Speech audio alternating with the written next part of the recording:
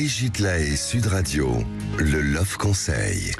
Alors, Fleur Chérie et Arthur Vernon, c'est un love conseil qui en apparence est assez anodin, mais qui peut en dire assez long sur notre relation. C'est de se donner un petit nom de son organe sexuel. Et je trouve que c'est un rituel qui peut permettre de rendre un peu plus intime la relation, puisqu'on va être les seuls, évidemment, à l'appeler comme ça, ce zizi ou cette foufoune. Et puis, on peut également, évidemment, se donner un petit nom, mais ça, en général, dans le couple, beaucoup de couples s'appellent d'une certaine manière ma chérie, ma princesse, mon chéri, mon petit loup, enfin, tout chacun. Et je trouve que c'est très intéressant, à condition, évidemment, de ne pas en abuser, hein, mais c'est en général, ce qu'on remarque, de toute façon, c'est que le surnom qu'on va donner à son ou sa partenaire, c'est souvent un mot assez doux, et ça rappelle quelque part un peu de notre enfant. C'est pas anodin d'appeler sa femme mon bébé ou son mari mon petit lapin. C'est quand même pas tout à fait la même chose que de l'appeler Tarzan ou Jane. Hein, vous êtes d'accord. Et puis parfois il y a des connotations un peu plus sexuelles comme ma chatte. Bon, mais là, à mon avis, il vaut mieux appeler sa vulve ma chatte qu'elle, hein, tant qu'à faire.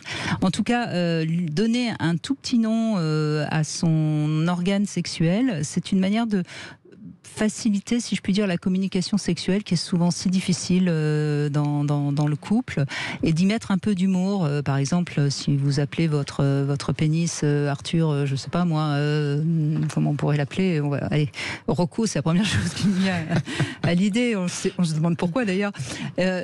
Si vous dites à votre partenaire Rocco, il s'ennuie un petit peu en ce moment, c'est plus mignon. Le message est clair. Hein, je trouve que le message est clair, mais en même temps il est plus mignon, il passe mieux. Voilà, donc voilà le love conseil. Et alors, figurez-vous que j'ai regardé en préparant ce love conseil quel est le nom le plus utilisé dans les couples pour appeler son chéri ou sa chérie. Vous savez ce que c'est? Non, aucune idée, évidemment.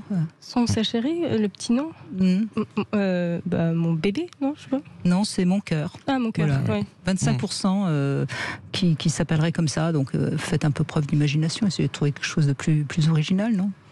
Ah oui.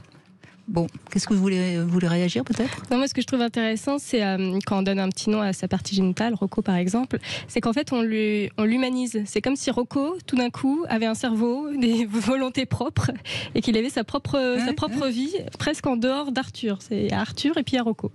Oui, et du coup, ça permet de parler autrement de sa sexualité, avec peut-être un peu plus de légèreté, quoi.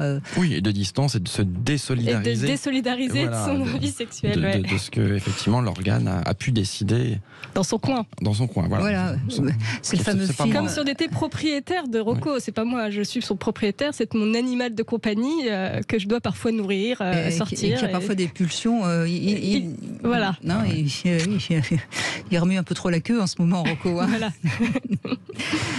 Voilà. Bon, en tout cas, c'est un love conseil qui fait pas de mal et qui peut faire du bien. Je ne